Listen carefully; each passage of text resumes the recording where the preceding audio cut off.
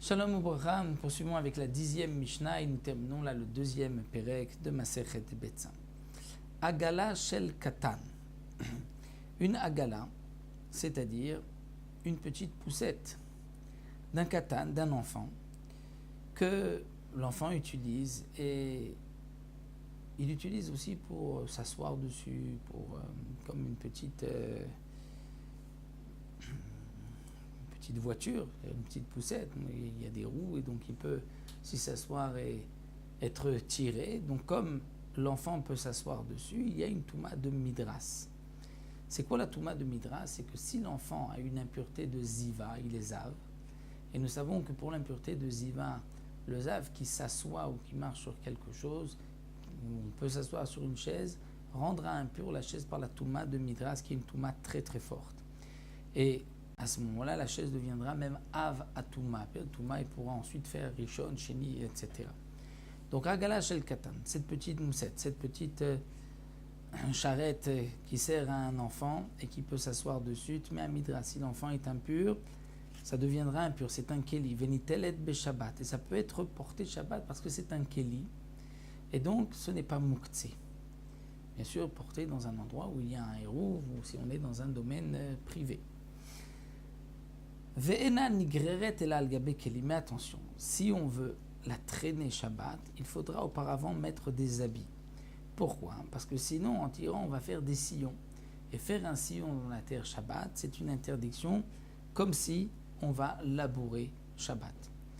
Rabbi Yehuda Omer, kol hakelim enigarim chutz min ha'agala mipnei shekoveshet. Rabbi Yehuda n'est pas d'accord. Rabbi Yehuda dit, en vérité, il y a là une différence. Bien sûr, le Barthénora précise que Tanakama, c'est aussi Rabbi Yehuda. Et qu'il y a là deux Tanaïm concernant l'opinion de Rabbi Yehuda. Tanakama d'après Rabbi Yehuda et Rabbi Yehuda qui est rapporté ici. Tanakama pense que d'après Rabbi Yehuda a commencé d'avar sheno mitkaven asur. Quand tu fais quelque chose et que tu n'as pas l'intention de le faire, c'est interdit. Donc on ne pourra pas prendre cette petite poussette, cette petite charrette et la traîner parce qu'on va faire un sillon.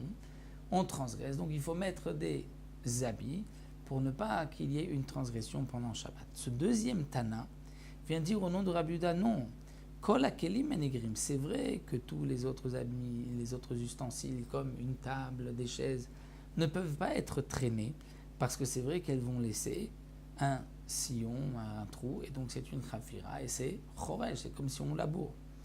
Mais une agala, une petite charrette, une petite poussette, étant donné qu'il y a des roues, à ce moment-là, ça ne va pas faire un sillon, ça ne va pas enlever un sillon dans la terre, mais ça va écraser la terre. Donc, chutz min ha'agala ou l'aspect mineshei koveshet, parce que ça va écraser la terre. Ce n'est pas que ça fait un sillon dans la terre, ça écrase.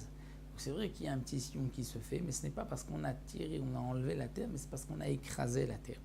Et donc ça, ce n'est pas interdit d'après Rabbi Yehuda mentionné ici à la fin de la Mishnah. Donc là, nous avons deux Tanaïm d'après Rabbi Yehuda.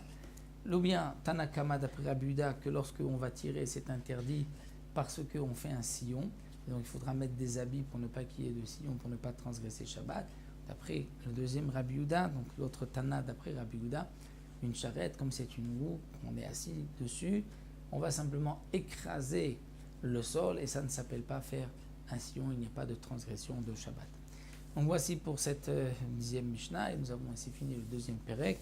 On se retrouvera pour le 3e Perek avec donc les dynimes de Yom Tov. Est-ce que l'on peut chasser une bête pour pouvoir l'égorger? Nous savons qu'on a le droit d'égorger la bête Yom Tov. Est-ce qu'on pourra aiguiser le couteau? Est-ce qu'on pourra chasser une bête? Tout ceci sera étudié Bezrat Hashem dans le 3e Perek la prochaine fois.